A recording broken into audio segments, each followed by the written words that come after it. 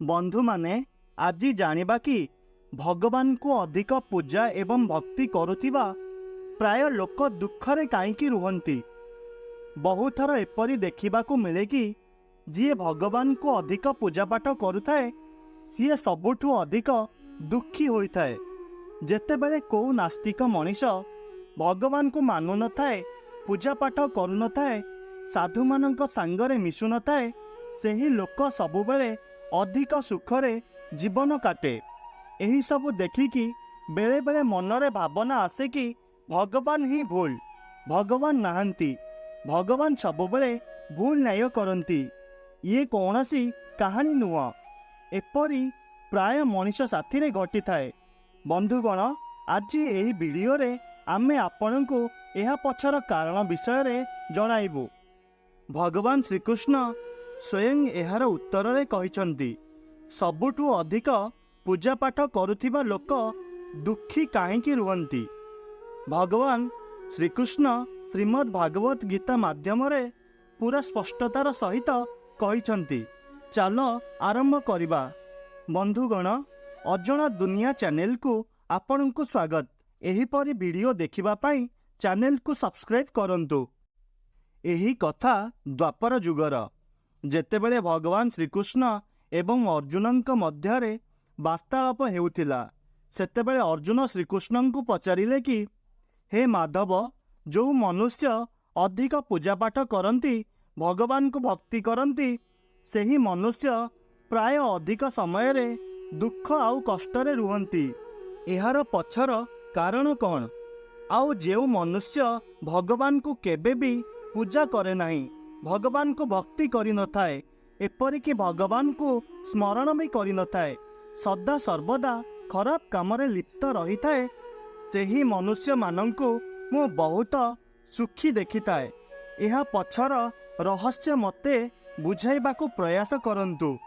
सेतेबेले भगवान श्रीकृष्ण एक छोट कहानी माध्यम रे अर्जुन को तांकर उत्तर देले। चलंतु जानिबा सेही छोट कहानी विषय रे। गोटे गुरुंकर दुई शिष्य थिले। दुई जण बहुत पढ़ा लिखा ज्ञानी थिले। दुई जनक भितरे तफात एतिकी थिला कि जणे भगवान को मानुथिला, आउ जणे भगवान को मानु नथिला, आउ पूरापूरी नास्तिक थिला। जणे एपरि थिला कि जेउठारे भगवान को कथा आउ सत्संग किंबा भजन होइथाए, सेठाकू सीए निश्चित जाए, आउ भगवान को पूजा पाठ करिथाए। आउ जणे शिष्य एहाठू पूरा अलगा थिला। सीए मद पिउथिला, सबुबेले बेश्यालय को जाउथिला। सबु खराब अभ्यास सेही शिष्य पाखरे थिला।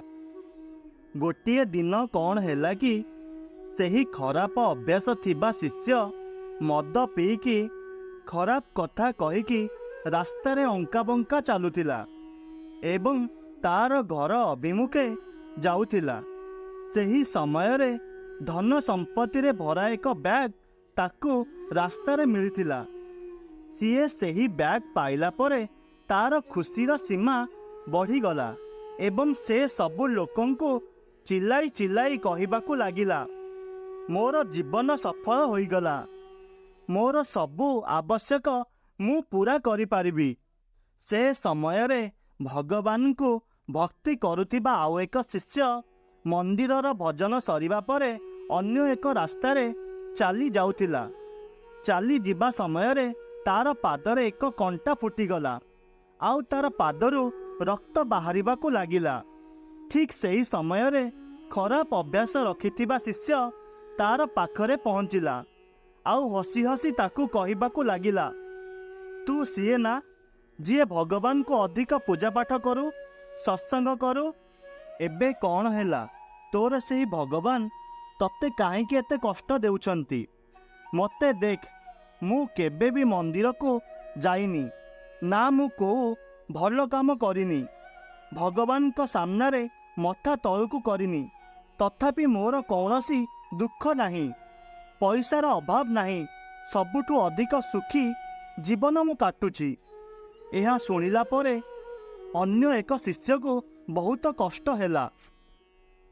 से मन को मन भाबिबाकू लागिला, ଏହା ତ ସତ୍ୟ। ମୁଁ ଏତେ ପୂଜାପାଠ କରୁଛି, ସେ କିଛି କରୁନି, ତଥାପି ସେ କେତେ ଖୁସି ଅଛି। ସେ ଏହା ଭାବି ଭାବି ତାର ଗୁରୁଙ୍କ ପାଖକୁ ଚାଲିଗଲା। ଆଉ ଗୁରୁଙ୍କୁ ଯାଇ ସେ ଏହି ପ୍ରଶ୍ନ କଲା। ଗୁରୁ ଟିକେ ହସିକି କହିବାକୁ ଲାଗିଲେ, ଭଗବାନ ଯାହା କରନ୍ତି ଭଲ ପାଇଁ ହିଁ କରନ୍ତି। ଯାହାର ଯେତିକି ଯୋଗ୍ୟତା ତାକୁ ତାର ହିସାବରେ ଫଳ ଦେଇଥାନ୍ତି। ତୁମର ପ୍ରଶ୍ନର ଉତ୍ତର ଯେ ଭଗବାନ ତୁମ ପାଦରେ କାହିଁକି କଣ୍ଟା ଫୁଟାଇଲେ, ଆଉ ତାକୁ କାହିଁକି ଧନ ସମ୍ପତ୍ତି ଭର୍ତ୍ତି ବ୍ୟାଗ ଦେଲେ। ତୁମେ ପଛ ଜନ୍ମରେ ବହୁତ ଖରାପ କର୍ମ ଆଉ ପାପ କରିଥିଲ, ସେଥିପାଇଁ ତୁମର ମୃତ୍ୟୁ ହେବାର ଥିଲା। ତୁମେ ବଞ୍ଚିଗଲ କାରଣ ତୁମେ ଏ ଜନ୍ମରେ ଭଗବାନଙ୍କୁ ଅଧିକ ପୂଜାପାଠ କରୁଛ, ଭଲ କର୍ମ ବି କରୁଛ। ଏହି କାରଣରୁ ତୁମର ମୃତ୍ୟୁ ନ ହୋଇ ତୁମ ପାଦରେ ମାତ୍ର ଏକ କଣ୍ଟା ଫୁଟିଲା। ତୁମ ସାଙ୍ଗର କଥା କହୁଛି। ପୂର୍ବ ଜନ୍ମରେ ସେ ଜଣେ ସନ୍ଥ ମହାପୁରୁଷ ଥିଲା, ସେଥିପାଇଁ ତାର ଆଜି ଭାଗ୍ୟ ବଦଳି ଯିବାର ଥିଲା। କୋଟି କୋଟି ଧନ ସମ୍ପତ୍ତିର ମାଲିକ ହେବାର ଥିଲା, କିନ୍ତୁ ସେ ଏହି ଜନ୍ମରେ କିଛି ବି ଭଲ କାମ କରିନଥିଲା। ସେଥିପାଇଁ ପୂର୍ବ ଜନ୍ମର ଫଳ ହିସାବରେ ତାକୁ ଅଳ୍ପ ଧନ ହିଁ ମିଳିଲା, ଯାହାକି ସିଏ କୋଟି କୋଟି ସମ୍ପତ୍ତିର ମାଲିକ ହେବାର ଥିଲା। ଭଗବାନଙ୍କୁ ଦୋଷ ଦେବା ଛାଡ଼ ଏବଂ ବର୍ତ୍ତମାନ ସମୟକୁ ଭଲ କାମରେ ଲଗାଅ। ତୁମେ ଭଲ କର୍ମ କରିଚାଲ, ଭବିଷ୍ୟତ ନିଜକୁ ନିଜେ ହିଁ ସୁଧରିଯିବ। ଏହା ଶୁଣିବା ପରେ ତାର ଆଖି ଖୋଲିଗଲା ଏବଂ ସେ ପୂର୍ବ ପରି ପୂଜା ପାଠରେ ଲାଗିଲା ଏବଂ ସେ ପ୍ରତିଦିନ କର୍ମକ୍ଷେତ୍ରକୁ ଗଲା। ତ ବନ୍ଧୁଗଣ, ଆଜି ପାଇଁ ଏତିକି। ଭିଡ଼ିଓ ଭଲ ଲାଗିଥିଲେ ଭିଡ଼ିଓକୁ ଲାଇକ୍, ଚ୍ୟାନେଲକୁ ସବସ୍କ୍ରାଇବ୍ କରନ୍ତୁ।